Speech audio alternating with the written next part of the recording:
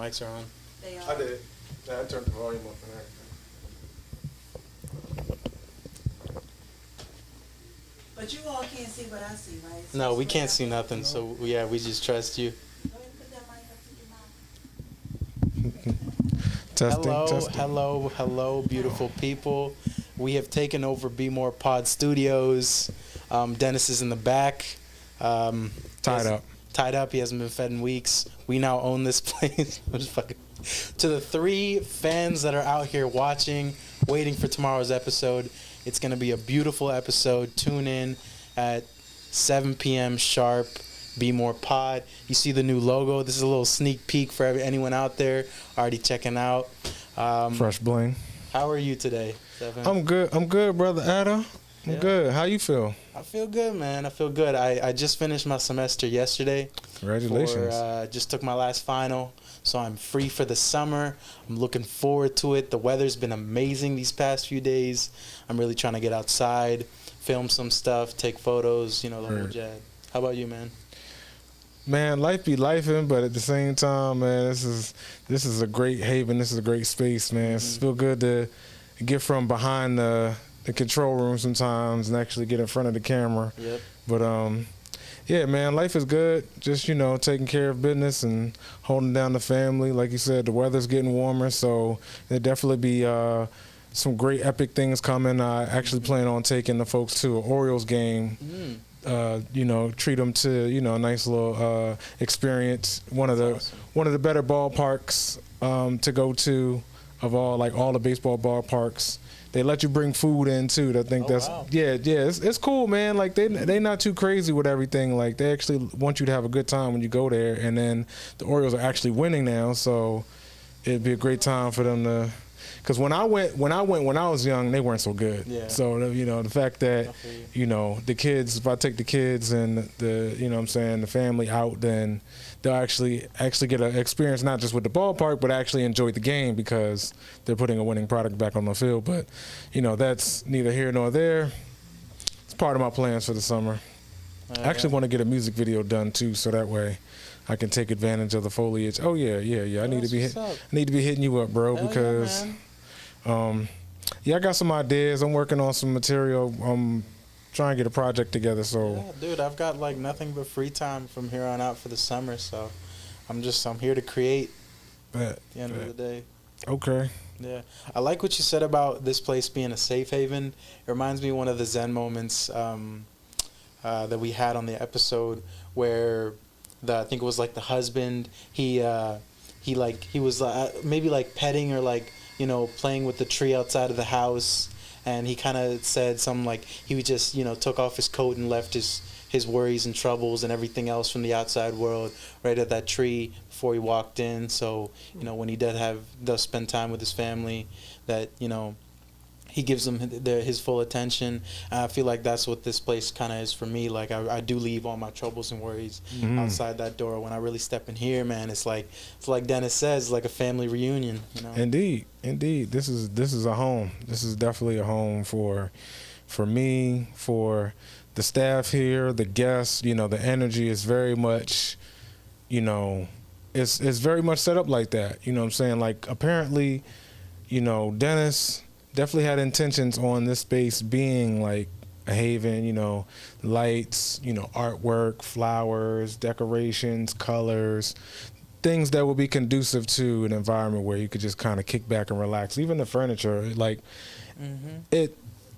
it's not the most elegantly designed furniture you've ever seen, but once you sit on it, the energy you feel is like, okay, let me kick back. I mean, you almost forget there's a microphone in front of your face. Yeah, I feel like a lot of the guests do forget that they're live in front of like a studio audience and stuff. Like, yeah, and I mean for all the people out there who are maybe watching, for the two guests, to the 2 viewers watching, anyone who hasn't like been here personally or doesn't know Dennis personally, it's not that he just says that everyone's family that comes on. He actually treats everyone like family. Like they walk in through that door, they are now brethren. They are part of the family. They can go in and open that fridge. Like I'm a testament to that. They're opening the fridge and they're getting whatever they want. Like they're home. Yeah. Yeah, you gotta take your shoes off when you come in here. Yeah. But yeah. So how we gonna take over the world tomorrow, Ada? How we gonna take over the world tomorrow? Yeah, how we gonna take over the world through the control room? Shit, we gonna eat the elephant one bite at a time. No doubt, no doubt. One plate at a time. I'll double or triple down on plates. I'll get 3 or 4 servings. I'm a big guy. I can eat my fair share. Well, I got some hungry folks back at the crib, so that elephant definitely gonna get ate up. Yeah. But tell me, how did you meet Dennis? That's interesting. That's a great question. So it was all through phone. I had reached out to my mom's late last year because I just moved back from being out of state for a couple years. I came back and I was looking for some opportunities, something that would allow, well, just anything in general, but also just something that would also tie into what I enjoy doing, which is, audio production, audio engineering, music. The technical and creative aspect of that is something that really, is my passion. That's my thing. But I was just reaching out to my mom's and, she had got me in contact with a lady named Tia. I know she was a guest on the show a few months ago as well, and she got me in touch with Miss Tia. And Tia was the one that, she was putting me on with like other job and career opportunities, and she was like, well, what do you do? And I was like, yeah, I make music. She's like, oh, really? Let me get some of your work. Let me get a resume from you. So I had sent her that, and then she gave me Dennis's number, but she put me in a group text, and we was just communicating through that. And then Dennis was like, well, I got a show, come through. I want to show you the ropes and things like that. So I think I came like one Wednesday, and we just chopped it up for a little bit. Yep. So I didn't, I barely met Tia in person. And then she put me on to Dennis through talking and texting on the phone, and told me where to be at. And so I would say it was like October, November, somewhere around last year was when I first came to the studio and got to meet Dennis in person. That's what's up. You said September, October-ish? Yeah, I would say October, probably closer to November. Yeah. I think I met him around the same time in November. Okay.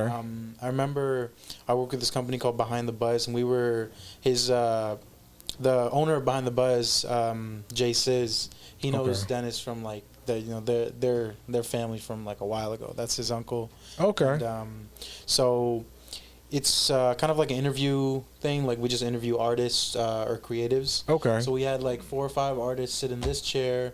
I brought my camera out, and we recorded a couple interviews.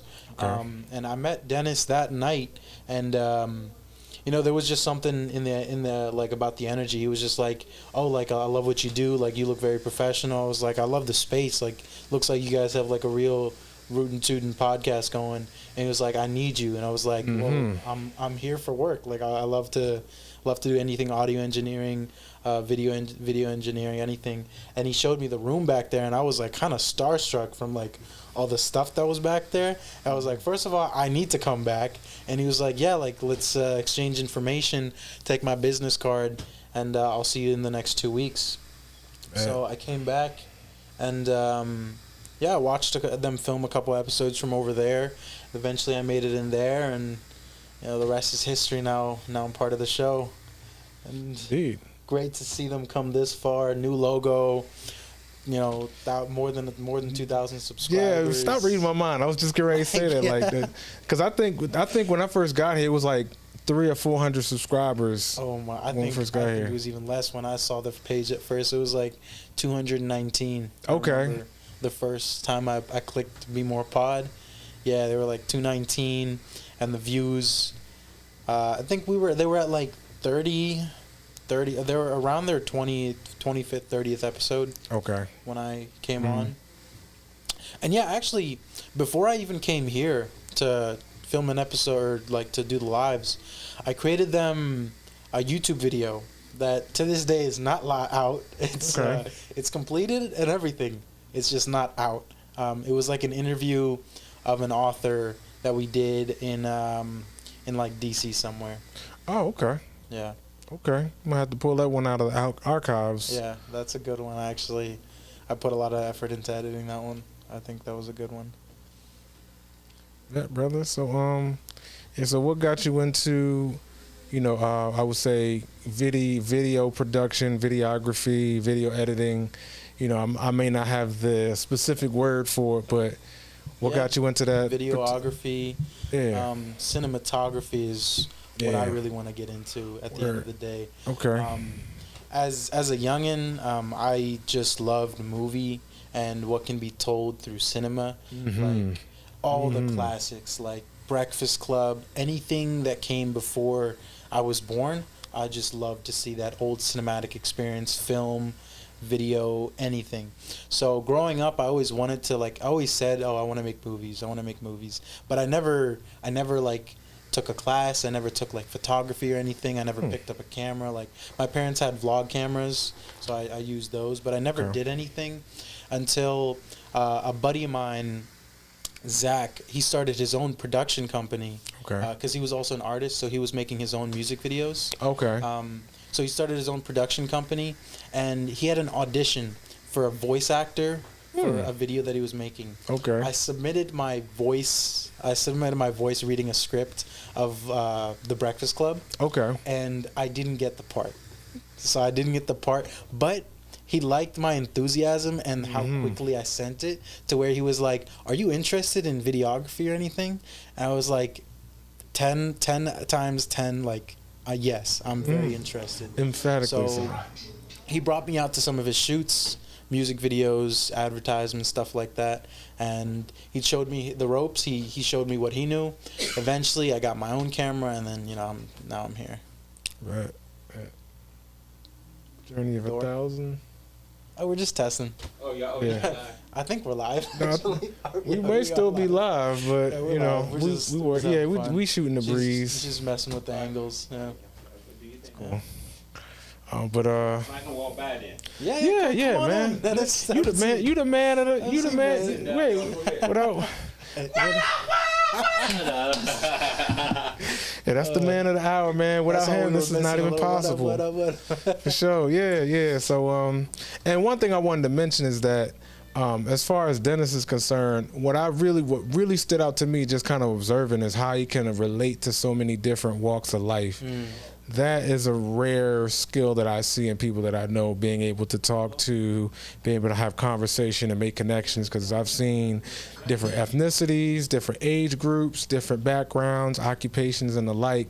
And these people, if you were to put them all together in the same room, I mean, well, if they weren't in a room like this, you don't know how it might go down, but you put them in a room like how, this space or something like that, and the conversation's going to flow. It's going to be laughs. There's going to be good times. It's going to be, connections being made, friendships being forged, things like that. Like, I've been able to, have the opportunity to network with some of the guests that have come through here and just make some personal connections just from being able to share space in the same studio for, a couple of hours. So, yeah, just something I wanted to mention. Yeah. But, and then as far as me and music, that was, I come from a family of creatives. I have, siblings and elders that used to write poetry and stuff like that. And I actually got to work with a group, my brother and his, my older brother, I got a brother about 10 years older than me.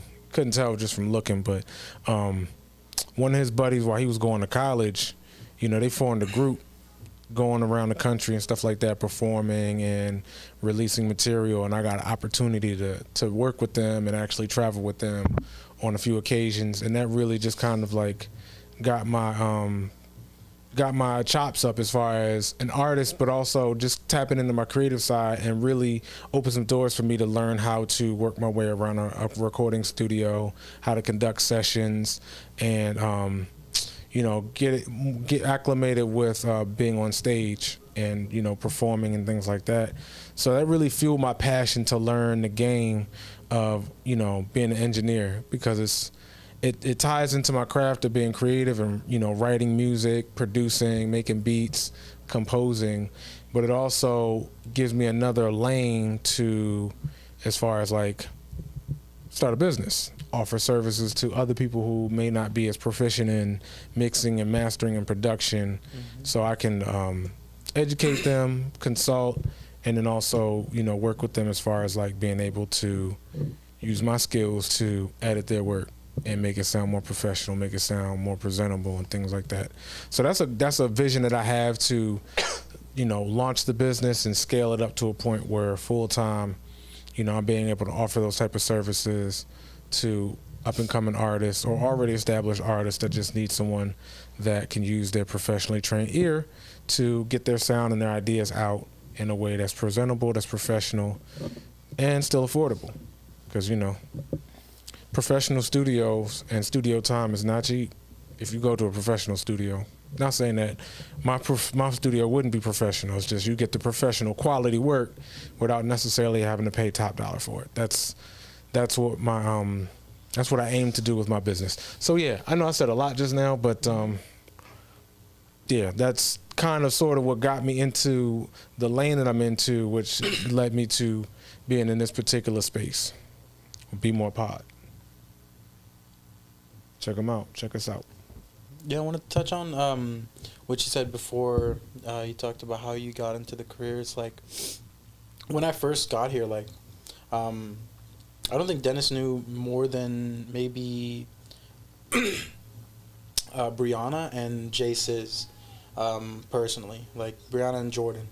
Everyone else that was in here, like all the videographers, the photographers, and all the guests, they were like complete. I assume they were like complete strangers. And he still opened up the studio. He opened up bottles, like pizza, and like the space. Like put on music. He was rapping that first night. Any of y'all that say it's cap, y'all don't know what y'all talking about. He got bars every day in and out. He was rapping on the mic. He was going crazy. And it's like we didn't even know him. We was family. First night, like 10 minutes walking in, he was like, "Get comfortable, guys. Get something out the fridge. Get yourselves a drink, like, feel like you're at home." Indeed. Yes, there's not too many places. It's not too many places. It's not saying there aren't any places, but there aren't too many places I come across where the environment's that open and welcoming and embracing to new faces like that. You usually, me personally, I like to feel out person's vibe or fill out the room before I start to really become engaging and opening up. But, being at BmorePod is like, you don't have to wear the mask. You can just take your mask off, take your shoes off, take all that negative energy off and be yourself, you know what I'm saying? And, be comfortable, be yourself, be comfortable. I don't know how else I want to word it, but just, you can really, like I said, just, you know what I'm saying, take your guard, let your hair down, as they say here. And you really see it when all the guests come in, like even if they're like the first time coming in here, every one of them before, during, or after the show like says generally the same thing. They're like, "Wow, you're so inviting. Like, thank you for having us. Like, this is really feels like home. Like, there's food over there. Dennis cooks that home cooked chicken. Don't even worry about where it comes from." Yeah, it's like it's a piece of home. Home indeed. Yeah.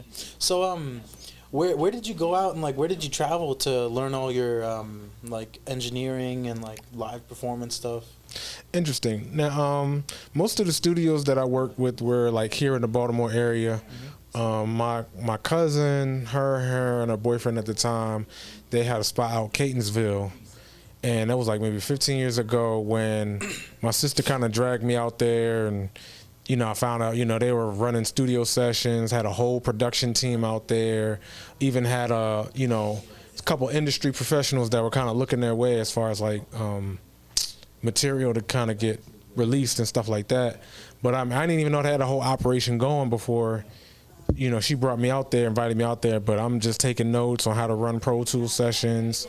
I started there, and then later that year, my brother and his homie, their group, they were in the studio as well. So there's a spot here, not too far from here, maybe about 5-10 minutes from here. Nice little big professional recording studio. Like, I would say that there were a lot of major label or major league artists that were coming there to record. And one of the co-owners gave me the opportunity to learn how to use the equipment, the mix, like big old 48-track mixing board. You got, I don't know, at least half a dozen microphones in the recording room. You got the whole screen and everything, soundproof. So I was learning how to record there as well. So that was that. And then at my cousin's spot in Catonsville, I was learning how to do the recording and also how to use the production equipment, so I could really tap into my production skills. I'm probably jumping around a little bit, but this is like all about 15, this is like 2007, 2008, where I was just really starting to learn, getting introduced to, recording and producing through those particular venues. And then a few years later, I got hired to work at a spot in Parkville. They needed an engineer to run their studio, run some of their sessions. So, I got opportunity to get paid to apply myself. I was still learning a little bit on the fly, but I had the opportunity to actually get paid to work with artists to record them. It was very great because I was very interactive. I learned how to not only just learn how to use the controls, but actually give input and feedback to the artist. So I'm like, hey, that sounds a little bit off. You might want to record that again, or I hear what you're trying to do. Let's try it like this, or let's try that, a little more energy here or something like that, just to help them bring out their vision, to their liking a little bit better. And it taught me a lot as well, while also being able to help others. So that's a little bit of my background. And then I ended up purchasing some equipment on my own and actually recording and producing some of my own projects, to continue to build up my skills and to also build up my catalog of intellectual property. So that's what's up. So you know how to use Pro Tools? Well? Yeah, I can't say I'm the most proficient because, but I'm very familiar with the Pro Tools setup. As far as, being able to set up, because it's been a while since I actually been on Pro Tools, but there's some other programs that I've used as well, like Studio One is another one. Digital Performer was one that was real popular at the recording studio here. It was the studio's called Now Child Studios. It was a spot on Preston Street between Greenmount and what is that? Greenmount and Guilford or something. Yeah, Greenmount and Guilford. Like right when you get to that bridge before. But anyways, yeah, it was a nice spot. I'm not sure if they still have it, but so those are some of the programs that I've used. So I've used Pro Tools, but I've used a couple other programs as well to do my recording and mixing sessions. But yeah, Pro Tools being the industry standard, so my plan is to when I make a couple upgrades, actually get Pro Tools, so that way I can get acclimated with that again. And be able to use that, because my buddy's he just graduated with his degree in like producing, and he graduated with some certifications in Pro Tools, and he's telling me like getting those certifications in Pro Tools is like really big for working in any production studio. Like that certification will get you like almost immediately hired, whether it be on commission or be on like a salary basis. Like just having that cert, knowing how to use Pro Tools, like that's a resume on its own. Facts, yeah. It's like like with music, what I like about it is that you could go to school for it, but you don't have to. Yep. It's very much a self-education I feel like process. that's for everything, besides maybe like surgery. Maybe right. Yeah. So yeah. You can't. Everything else is like YouTube and Google University. Like you can learn it all. Like data coding. Like Harvard puts its entire coding course online. Oh. Like if you don't you don't have to go to Harvard. Like you just go to their website and you can learn how to code Python, C++, whatever. Like all of the coding, everything. It's all online. Same thing with videography. Like you don't have to get like a degree in cinematography. Like some of the best movie makers don't have no degree. They have certs and they've taken like acting classes, but they don't have like a cinematography degree. So you just need honestly a good mentor, and the ability to find your own resources will take you further than any degree. Facts. I'll say that. Facts. Yeah.